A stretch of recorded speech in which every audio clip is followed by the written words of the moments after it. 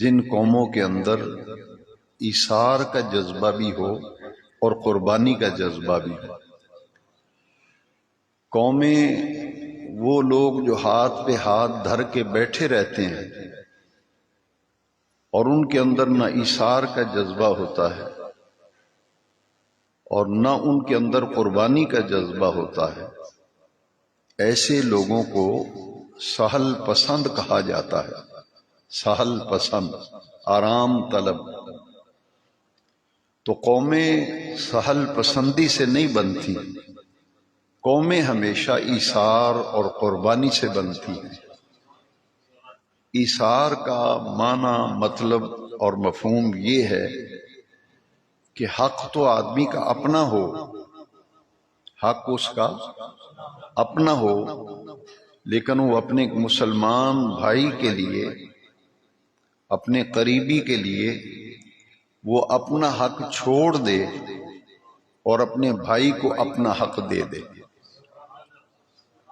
اپنے حق سے دستبردار ہو جائے اور اپنے بھائی کے لیے وہ ایثار کرے، اپنا حق چھوڑ کر اپنے بھائی کو دے دے، اسے کہتے ہیں ایثار۔ اور قربانی کا مطلب یہ ہے، ہمارے دین میں قربانی کا جو تصور ہے وہ یہ ہے کہ اللہ کی رضا کے لیے اور اس کی خوشنودی کے لیے مال اگر خرچ کرنا پڑے تو قرب الہی پانے کے لیے بندہ مال خرچ کرے۔ اگر اللہ کا قرب پانے کے لیے وطن چھوڑنا پڑے تو وطن چھوڑ دے۔ جس نے مال اللہ کی رضا کے لیے خرچ کیا یہ مالی قربانی ہے۔ جس نے وطن اللہ کی رضا کے لیے چھوڑا وہ اپنے وطن کو قربان کر رہا، چھوڑ رہا ہے، حالانکہ وہیں وہ پیدا ہوا، اس کا آبائی وطن بھی ہے، مگر وہ چھوڑ رہا ہے، قربانی دے رہا ہے اور چھوڑ کے جا رہا ہے۔ ہجرت کو دیکھیں نا آپ تو ہجرت میں یہی تصور ہے۔ صحابہ کرام نے مکہ مکرمہ سے مدینہ منورہ ہجرت کی۔ پہلی ہجرت جو ہوئی تھی وہ ہجرت حبشہ تھی۔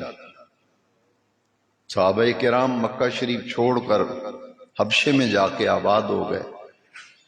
جو ہجرت حبشہ کرنے والے ہیں ان میں ایک نمایاں نام سیدنا عثمان غنی کا ہے رضی اللہ۔ اس وقت ان کے نکاح میں رسول کریم صلی اللہ علیہ وسلم کی صاحبزادی حضرت رقیہ تھی، تو حضرت رقیہ نے بھی ہجرت کی، ہجرت حبشہ۔ حضرت عثمان نے بھی ہجرت کی، 2 مرتبہ ہجرت کی تھی حضرت عثمان نے، ذی الہجرتین، ایک ہجرت حبشہ اور ایک ہجرت مدینہ منورہ۔ لہذا اسلام یہ سبق دیتا ہے، یہ شہادتیں، وہ حضرت عثمان کی شہادت ہو، 1 محرم کو حضرت عمر کی شہادت ہو، 10 محرم کو کربلا میں 72 نفوس قدسیہ نے شہادت پائی، اور ان کے قائد، ان کے سرپرست اعلیٰ، نمایاں شخصیت جن کی معیت میں 145 نفوس قدسیہ کربلا میں تھے۔ یہ نقطہ ذہن میں رکھیں، حضور کے خاندان کا لشکر، اہل بیت کا جو لشکر کربلا میں گیا تھا، ان کی کل تعداد کتنی تھی؟ 145، جن کے مقابلے میں 10,000 کا لشکر آیا تھا یزید کا، اور ان میں سے 72 نفوس قدسیہ تو جامع شہادت نوش کر گئے، اور جو بچے تھے ایک ہی شخصیت تھی، سیدنا امام زین العابدین، جو حضرت امام حسین کے شہزادے ہیں، لخت جگر ہیں۔ مردوں میں صرف وہ بچے تھے زندہ، باقی سب خواتین تھیں، مخدرات عصمت، اہل بیت اطہار کی مقدس بیویاں تھیں، خواتین تھیں جو زندہ بچ گئی تھیں۔ باقی تو 72 افراد جو ہیں وہ کربلا میں قربانی دیتے ہیں۔ کس بات کی قربانی؟ اپنی جان کی قربانی دیتے۔ تو اسلام یہی کہتا ہے کہ مسلمان کی پوری زندگی قربانی سے عبارت ہے، ایثار سے عبارت ہے. اسے ہمہ وقت قربانی دینے کے لیے تیار رہنا چاہیے، اور قربانی دینے سے بندے کو اللہ کا قرب حاصل ہوتا ہے، قرب الہی ملتا ہے. لہذا 10 محرم کی شہادت کربلا جب سے کائنات بنی ہے اور جب تک کائنات رہے گی، انفرادی مقام ہے حضرت سیدنا امام حسین رضی اللہ تعالیٰ عنہ کا، کہ ایک ظالمانہ، جابرانہ، فاسقانہ، آمرانہ حکمران کے سامنے ڈٹ گئے تھے حضرت امام حسین رضی اللہ، اور آپ نے صبر، استقامت، استقلال، جرأت، بہادری اور استقامت کا پیکر بن کر ڈٹ کر مقابلہ کیا، سرنڈر نہیں کیا، جھکے نہیں، بات القوت کے سامنے نہیں جھکے. کربلا کی تاریخ گواہ ہے، شہادت کربلا کا وہ پہلو جو امت کی نظروں سے اوجھل ہے، اسے یاد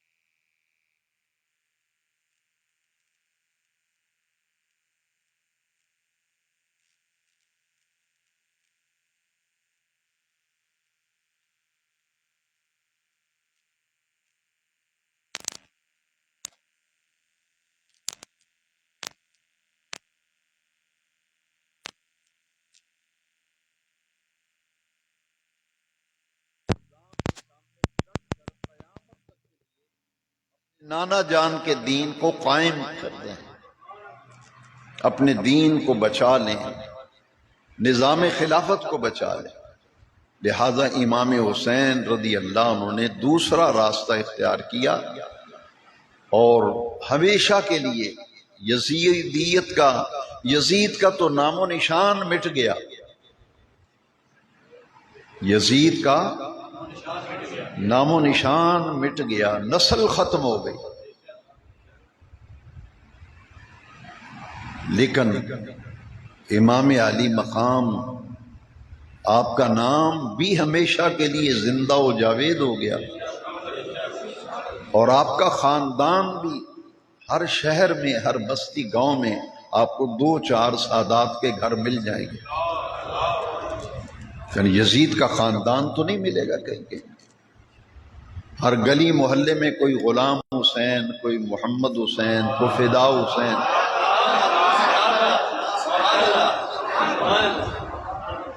کئی لوگ آپ کو مل جائیں گے جن کے نام کے ساتھ، اضافت کے ساتھ حسین آتا ہے. تو یہ 2 کردار تھے کربلا، اور اس تاریخ اسلام کے عظیم سانحہ کے بارے میں بڑے دکھ کی بات ہے، اور بڑی دل کو تکلیف ہوتی ہے اور روح کے اعتبار سے بڑا رنج ہوتا ہے، بڑی تکلیف ہوتی ہے، ازردہ ہوتا ہے آدمی کہ ان عظیم ہستیوں کے بارے میں معاذ اللہ لوگوں کے ذہنوں میں غلط فہمیاں ڈالی جائیں، اور سرعام لوگ اب یہ کہنے لگے یہ تو اقتدار کی جنگ تھی، امام حسین تو اقتدار کے لیے گئے تھے، یہ دو خاندانوں کی لڑائی تھی، دو شہزادوں کی جنگ تھی معاذ اللہ۔ لیکن یہ بات یاد رکھیے کہ حضرت سیدنا امام حسین رضی اللہ تعالیٰ عنہ، میں کسی اور بیان میں جمعے میں یہ عرض کروں گا، آج جو کربلا شریف کے حوالے سے کچھ باتیں ہیں ان کا جاننا ضروری ہے کہ ایسی روایات موجود ہیں کثرت کے ساتھ، ایسی احادیث، ایسی روایات موجود ہیں جن کا میں اپنے موقع پہ بیان کروں گا کہ نبی کریم علیہ السلام نے امام حسین رضی اللہ تعالیٰ کی شہادت کی خبر بھی دی تھی، اطلاع بھی دی تھی، اعلان بھی کیا تھا، اور ان کے شہید ہونے کا صحابہ کے بڑے مجمع میں حضور نے اظہار بھی فرمایا تھا، جس کے نتیجے میں اکثر صحابہ کرام اہل بیت اطہار یہ جانتے تھے، ان کے علم میں تھا کہ حق اور باطل کا ایک ایسا مارکہ ہوگا جس میں نواسہ رسول، نواسہ سید الابرار حضرت سیدنا علی المرتضیٰ کرم اللہ تعالی وجہ الکریم کے نور نظر، رسول اللہ کے نواسے سیدنا امام حسین رضی اللہ عنہ اپنی قربانی بھی پیش کریں گے، اپنی شہادت بھی پیش کریں گے، اپنے خاندان کے آوان و انصار کی شہادتیں بھی پیش کریں گے، ایک ظالمانہ، جابرانہ، آمرانہ، فاسقانہ نظام حکومت کے سامنے ڈٹ جائیں گے۔ اگر آپ امام علی مقام یہ قربانی نہ دیتے، یزید کے مقابلے میں نہ ڈٹتے، تو یقین جانیے آج نہ یہ مسجدیں ہوتی، نہ یہ اذانیں ہوتی، نہ یہ جمعہ ہوتا، کیونکہ یزید اس کردار کا نام ہے جس نے ملوکیت کو قائم کیا تھا، بادشاہت کو قائم کیا تھا، خلافت علی منہاج نبوت، جو 5 شخصیات کے دور خلافت میں آپ دیکھیں تو ان کی خلافت علی منہاج نبوت تھی۔ اسی لیے نبی کریم علیہ السلام نے فرمایا کہ میرے بعد خلافت 30 برس رہے گی اور اس کے بعد ملوکیت آ جائے گی، بادشاہت آ جائے گی۔ تو پہلے خلیفہ راشد سیدنا ابو بکر صدیق رضی اللہ عنہ، دوسرے خلیفہ راشد سیدنا عمر فاروق اعظم رضی اللہ عنہ، تیسرے خلیفہ راشد سیدنا عثمان غنی ذی النورین، چوتھے خلیفہ راشد سیدنا علی المرتضیٰ کرم اللہ تعالی وجہ الکریم، 5ویں خلیفہ راشد سیدنا امام حسن مجتبی رضی اللہ تعالی، حضرت صدیق اکبر اور مولا علی کرم اللہ تعالی وجہ الکریم، آپ کی خلافت علی منہاج نبوت۔ سیدنا امام حسن مجتبی کو تو بہت تھوڑا وقت ملا، 6 مہینے خلیفہ رہے، صرف 6 مہینے، ان کی خلافت بھی خلافت علی منہاج نبوت ہے۔ اس کے بعد پھر ملوکیت شروع ہو گئی۔ سن 60 ہجری، جب سن 60 ہجری آیا تو یزید بدنہاد اقتدار پہ قابض ہو گیا۔ جب اقتدار پہ قابض ہو گیا تو اس نے پہلا کام جو کیا تھا، جو لوگ معاذ اللہ یزید کو جنتی کہتے ہیں، اسے امیر المومنین کہتے ہیں معاذ اللہ، اور امام حسین کے مقابلے میں لا کے کھڑا کرتے ہیں، یہ بات اچھی طرح سے سمجھ لیں کہ پہلے آتے ہی اس نے پہلا کام یہ کیا تھا کہ نماز کی پابندی ختم، نماز کی پابندی ختم۔ دوسرا، اس کے دور خلافت میں شراب کے دور چلتے تھے، سرعام لوگ شراب پیتے تھے، قمار بازی یعنی جوا، یہ سرعام لوگ جوا کھانا کھل گئے تھے ہر شہر میں، ہر جگہ۔ بے حیائی، عریانی، فحاشی اس کے دور میں عام ہو گئی، اور جس شہر جس بستی میں دیکھتے تھے فسق و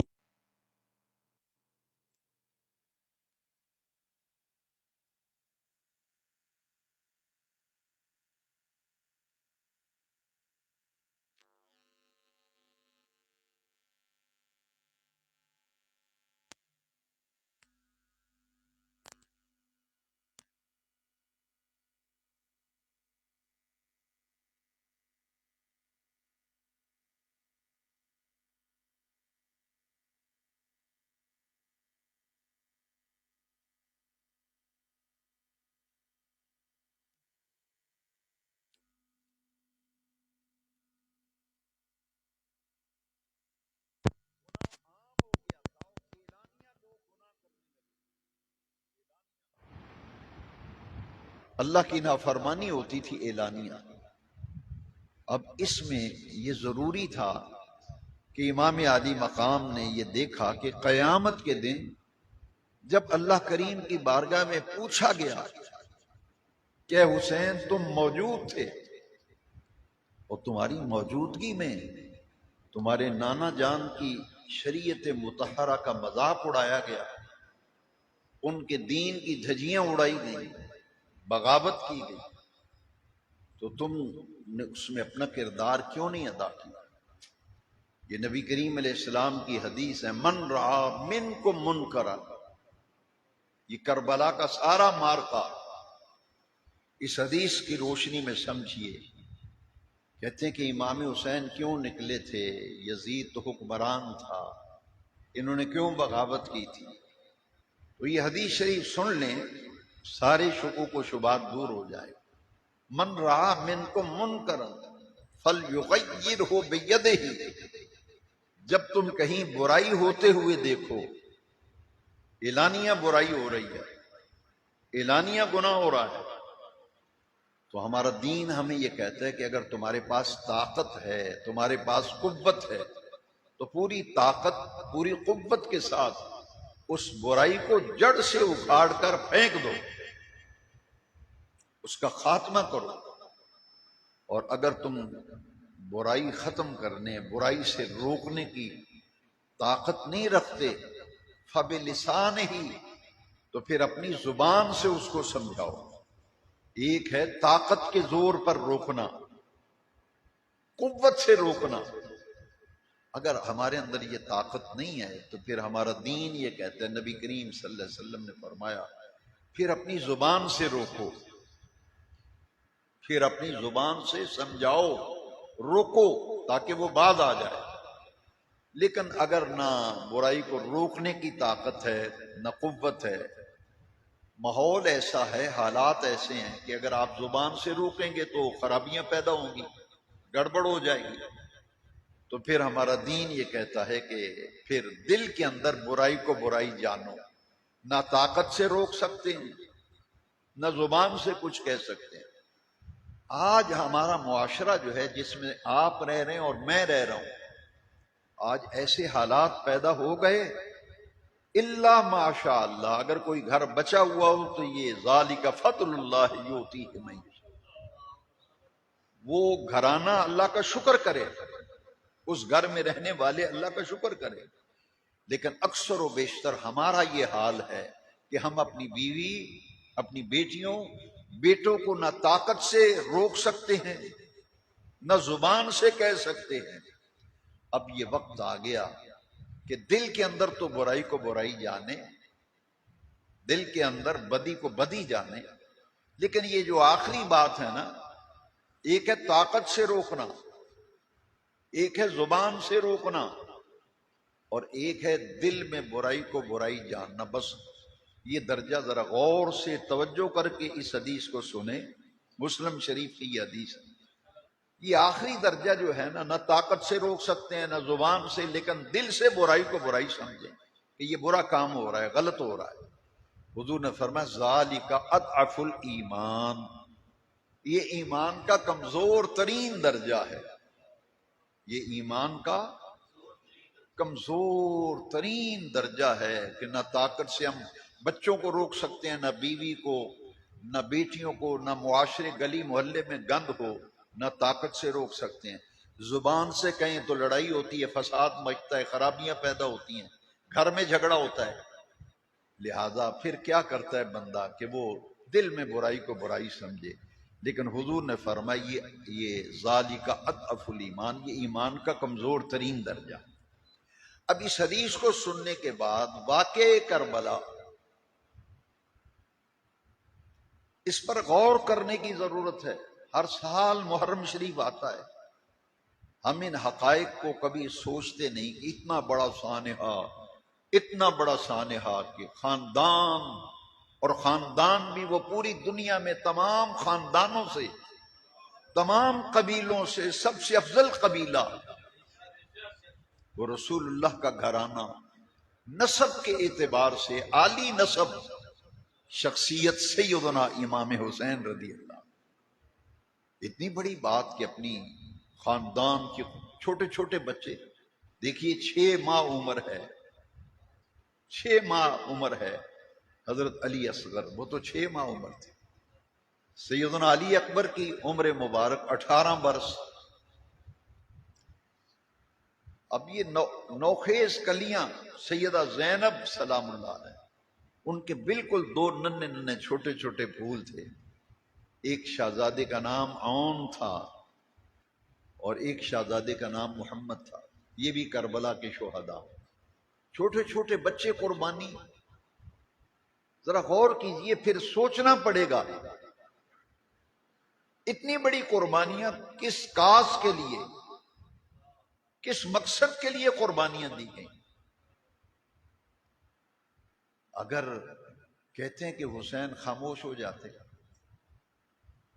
آرام سے گھر بیٹھتے، آپ اندازہ کریں، حدیث شریف سے معلوم ہوا کہ یہ کمزور ترین درجہ ہے ایمان کا، یہ ایمان کا، اور تو مولا علی کے نور نظر ہوں، لخت جگر ہوں،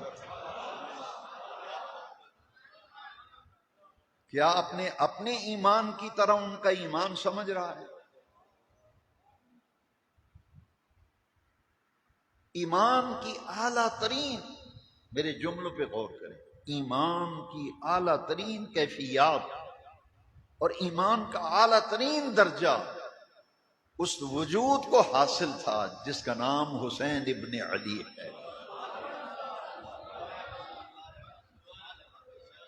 لہذا میں پوری ذمہ داری سے کہہ رہا ہوں، علی وجہ البصیرت کہہ رہا ہوں، اور قرآن و حدیث کا دامن تھام کے کہہ رہا ہوں، رب کعبہ کی قسم ہے، کعبے کے رب کی قسم ہے، میرے امام حسین یزید کے مقابلے میں آئے، جو مارکہ کربلا، سانحہ کربلا، حادثہ کربلا پیش آیا، ایک طرف ایمان تھا، ایک طرف ایمان تھا، ایک طرف فسق و فجور تھا، ایک طرف ایمان، ایک طرف فسق و فجور، ایک طرف ایمان، دوسری طرف ظالمانہ، آمرانہ، فاسقانہ، فاجرانہ نظام حکومت تھا۔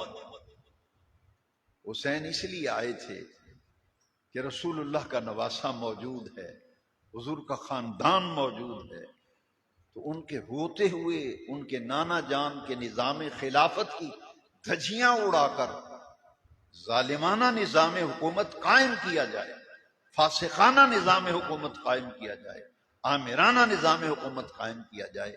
امام حسین خود تو قربان ہو گئے، خاندان کو قربان کر دیا، لیکن خلافت اسلامیہ، رسول اللہ کے دین کو، اپنے نانا جان کی شریعت کو قیامت تک کے لیے زندہ و جاوید کر گئے۔ اسلام کی استحکام کی جنگ لڑی تھی امام حسین، دین کی بقا کی جنگ لڑی تھی، دین کے تحفظ کی جنگ لڑی تھی، دین کی سلامتی کی جنگ لڑی تھی، سیدنا امام حسین. کسی نے کیا خوب کہا ہے پورے واقعے کربلا کی جنگ کیوں ہوئی، قربانیاں کیوں دیں، یزید کے مقابلے میں کیوں آئے. یہ یاد رکھیے، بڑی خوبصورتی سے اس ایک شعر کے اندر کسی نے بیان کیا ہے کہ قتل حسین اصل میں مرگ یزید ہے. بظاہر جنگ کس نے جیتی تھی؟ یزید نے. بظاہر جنگ کس نے جیتی تھی؟ کربلا میں. انہوں نے تو خوشی کے شادیانے بجائے تھے، دیگیں پکی تھی، باجے بجائے تھے اور ناچ گانا کیا تھا کہ حسین نے بغاوت کی تھی حکومت کے خلاف، ہم نے بغاوت کو کچل دیا ہے. بظاہر تو یزید نے جنگ لڑی تھی، 145 ٹوٹل تعداد، اسے نظر انداز نہ کیجیے. بعض لوگوں کے علم میں نہیں ہے، ٹوٹل خاندان نبوت کا قافلہ کربلا میں، جس کے مقابلے میں 10,000 کا لشکر آیا تھا، یا بعض روایات میں 20,000 بھی ہے. وہ 145 سے لڑنے کے لیے کتنا لشکر آ رہا ہے. اور جب میں نے تاریخ اسلام کا مطالعہ کیا تو میں نے کہا بدر میں یہی کچھ ہوا تھا. ہمیشہ حق پر لوگ تھوڑے ہوتے ہیں، حق پر لوگ، سچائی پر لوگ تھوڑے ہوتے ہیں. تاریخ کا مطالعہ کرنا، یہ کوئی دلیل نہیں. اس لیے اسلام میں تو جمہوریت ہے ہی نہیں. یہ جو لوگ دین کے نام پہ الیکشن لڑتے ہیں، میں سیاست سے کیوں دور ہوں؟ اس لیے میرے نزدیک یہ جمہوریت کا جو نظام ہے کہ الیکشن ہوتا ہے، ایک طرف ایک اللہ کا ولی اگر آپ کھڑا کر دیں الیکشن میں، اس کی ضمانت ضبط ہو جائے گی، اور اس کے مقابلے میں ایک بدماش، چور، اچکا، لنگا اور لفنگا بندہ کھڑا کریں گے تو وہ اکثریت سے جیتے گا. کیونکہ جمہوریت جو ہے یہ بندوں کو گنتی ہے، بندوں کو. بولو یار، ناراض ہو گئے؟ ہو جاؤ ناراض، مجھے کوئی فکر نہیں. سارے ناراض بھی ہو جائیں، چلے بھی جائیں، لیکن یہ سبق ہم نے حسین سے سیکھا ہے. ساری قوتیں یزید کے ساتھ تھیں، حسین تو کربلا میں اکیلا رہ گیا تھا. میں یہ کہتا ہوں کہ جمہوریت میں بندوں کو گنتے ہیں، ادھر کتنے ووٹ ہیں، ادھر کتنے ووٹ ہیں، ایسے ہی ہے نا. لیکن نظام خلافت میں گنا نہیں جاتا، نظام خلافت میں بندوں کو تولا جاتا ہے.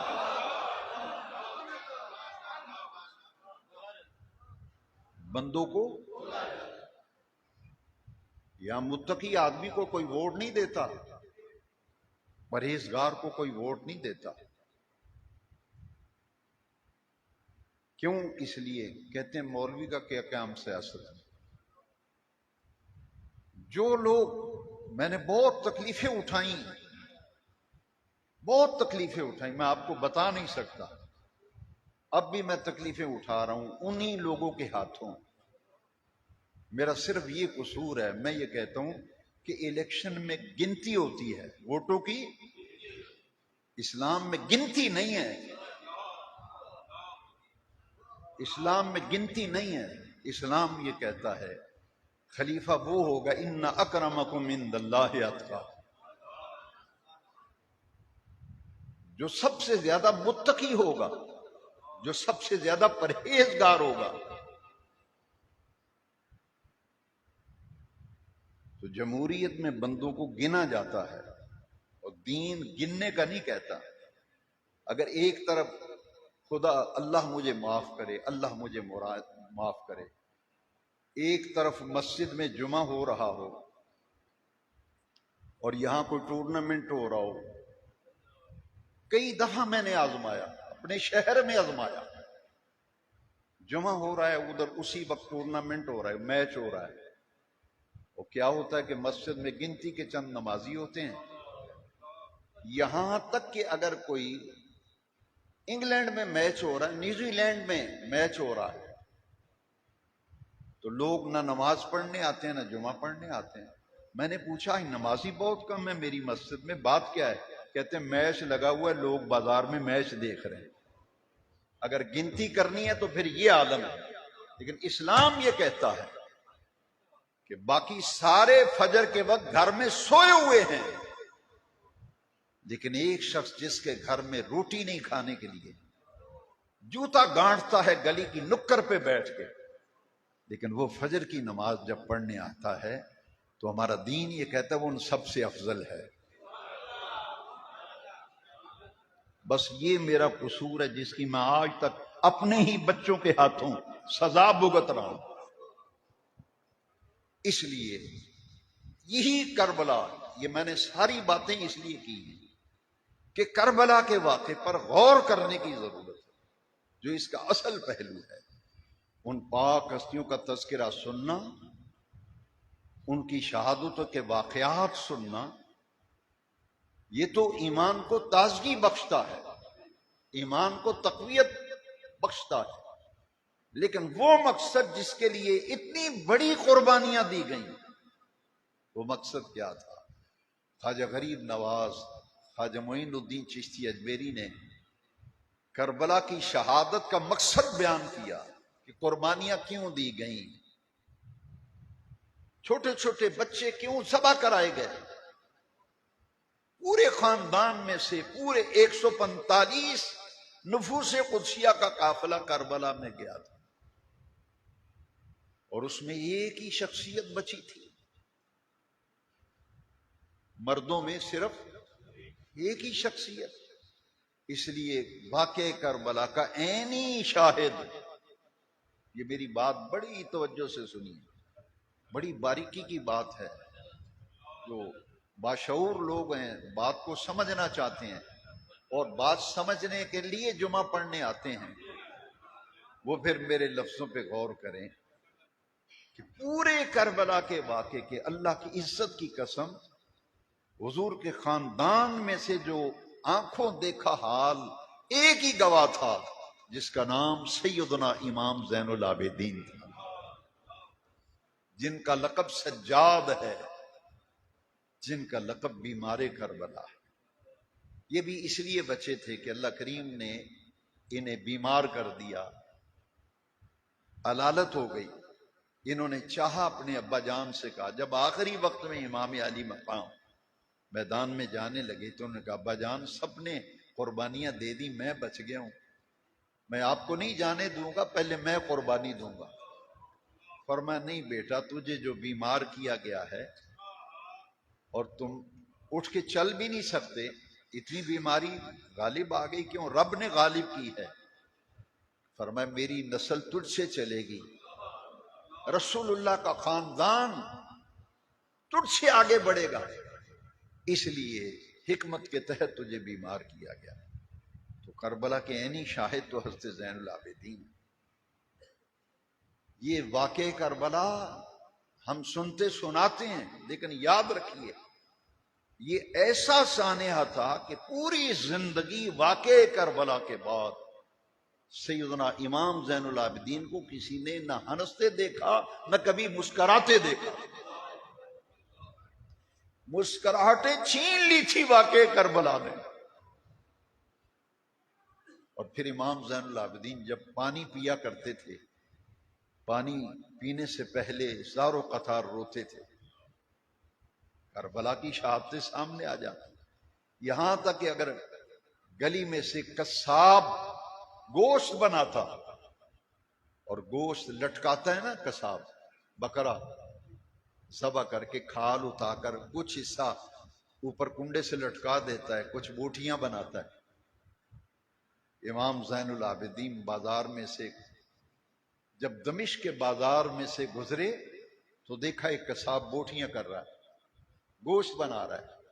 واقع کربلا میں آپ کو وہ یاد آ گیا کہ جب میں خانوادہ نبوت کے گوشت کے ٹکڑے جمع کرتا تھا، آپ پہ غشی طاری ہو گئی اور آپ بے ہوش ہو گئے۔ اور پھر جب حضرت امام زین العابدین کبھی بھی بازار میں سے گزرتے تھے، ایک ایسا بازار جس کا نام تھا السوق القصاب، کسائیوں والا بازار. وہاں بکرے اور گوشت بکتا تھا، وہاں کسائی لوگ گوشت کرتے تھے. لیکن اگر کوئی قصاب جو مسلمان تھے وہ دیکھتے تھے کہ دور سے دیکھ لیتے تھے امام زین العابدین آ رہے ہیں نا، تو وہ گوشت کے اوپر کپڑا ڈال دیتے تھے. جو گوشت لٹکایا ہوتا تو اس پہ بھی کپڑا ڈالتے تھے، جو بوٹیاں پڑی ہوتی تھی ان پہ بھی کپڑا ڈال دیتے تھے. یہ ہے کربلا کے نتائج. پھر وہ مقصد آپ کو اور مجھے محرم کے مہینے میں یہ دیکھنا ہے کہ عثمان غنی رضی اللہ عنہ قرآن پڑھتے ہوئے شہید کیے گئے. حضرت عمر فاروق اعظم جن کا یوم شہادت یکم محرم ہے، 26 ذی الحج کو نماز فجر کی امامت کے لیے محراب رسول میں، امامت کے لیے محراب النبی میں کھڑے ہیں اور نماز کی حالت کے لیے تیار ہیں، صفیں سیدھی کرا رہے ہیں. قاتلانہ حملہ ہوتا ہے، خود کش قاتلانہ حملہ، کیونکہ قاتل نے اپنے آپ کو قتل کر لیا تو مسجد میں اپنے آپ کو خنجر مار لیا، خودکشی کر لی تھی حضرت عمر فاروق کے قاتل. حضرت مولا علی کرم اللہ تعالی وجہ کریم جن کی شہادت 21 رمضان المبارک کو، آپ جانتے ہیں کہ مولا علی شہید ہوئے تھے مسجد میں، کوفے کی جامع مسجد میں. اور کس کام کے لیے آ رہے تھے؟ نماز کے لیے. تو میں اور آپ سوچیں ذرا، اپنے گریبان میں جھانک کے دیکھیں.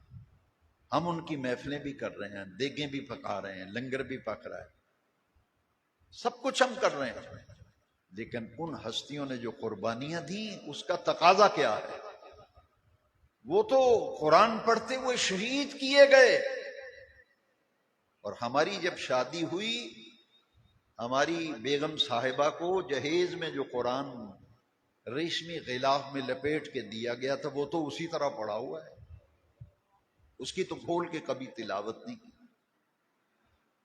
جو ماں باپ نے فرنیچر والے سے بڑی خوبصورت لکڑی کی جائے نماز ماں باپ نے دی تھی، اس جائے نماز پر ہمارے بچے کھیلتے ہیں، اس پہ ہم نماز نہیں پڑھتے، گھروں میں قرآن نہیں کھولتے.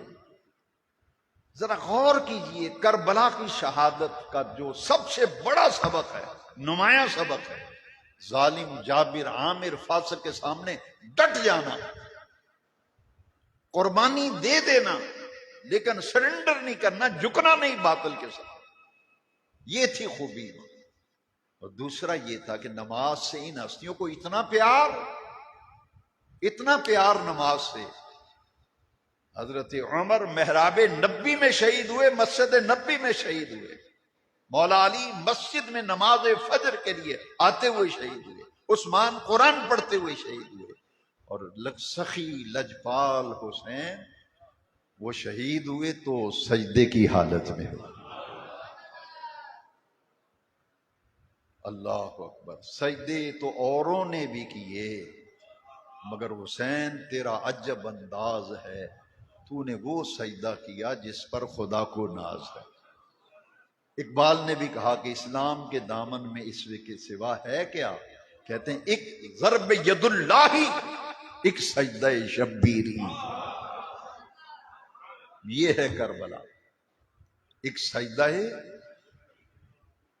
تیرے گھر میں مہمان آ جائیں تیری نماز کی چھٹی، بیٹی بیٹے کی شادی ہو نمازوں کی نمازیں ضائع.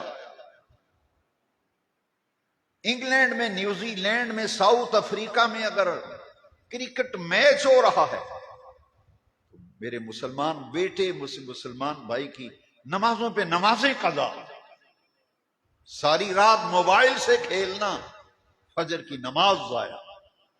وہ کربلا کی یاد، کربلا کا واقعہ ہمیں یہ سبق دے رہا ہے. اس سے بڑا کیا امتحان ہوگا، اس سے بڑی کیا آزمائش ہوگی. ہر طرف 72 لاشیں پڑی ہوئی ہیں. ہمیں تو اس وقت کوئی چیز، ایک گھر میں میت ہو جائے کچھ یاد نہیں رہتا، کچھ سوچتا نہیں. حسین تیری عزت و عظمت کو سلام، تیرے رفعت کو سلام. 72 لاشیں پڑی ہوئی ہیں اور حسین اپنے رب کو سجدہ کر رہا، نماز پڑھ رہے ہیں سجدے میں، سبحان ربی اللہ، سبحان ربی اللہ.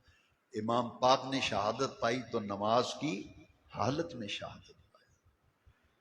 اور یہ سارا کربلا کا واقعہ، اگر جتنے بھی سوال آپ کریں گے، کیوں ہوا، کیسے ہوا، حق پہ کون تھا، باطل پہ کون تھا، مقصد کیا تھا، کیوں شہید کیا گیا، قربانیاں کیوں دی گئی، خواجہ غریب نواز معین الدین اجمیری نے سارا واقعہ کربلا ایک ربائی میں اس کی حقیقت بھی بتا دی، اس کا فلسفہ بھی بتا دیا، اس کی منطق بھی بتا دی، اس کی لاجک بھی بتا دی.